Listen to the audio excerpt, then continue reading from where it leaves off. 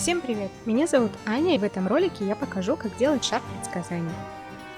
Для начала возьмем небольшую круглую баночку или вазу. Еще нам нужна паутина. Я покупала в фикс прайсе, но вместо нее можно использовать обычную вату или целлофан. Берем наполнитель и опускаем его в банку.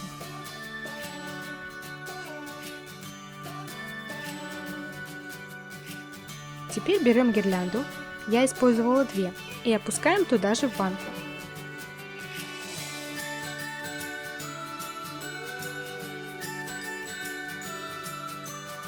Распределяем наполнитель, чтобы не было видно проводов.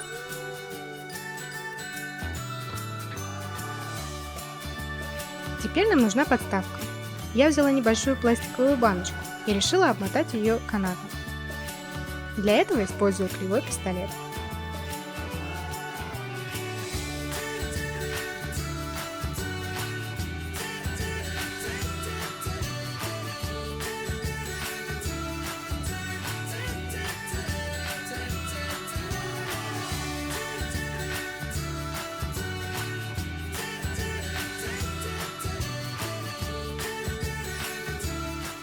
Теперь ставим шар на подставку и, если нужно, закрепляем.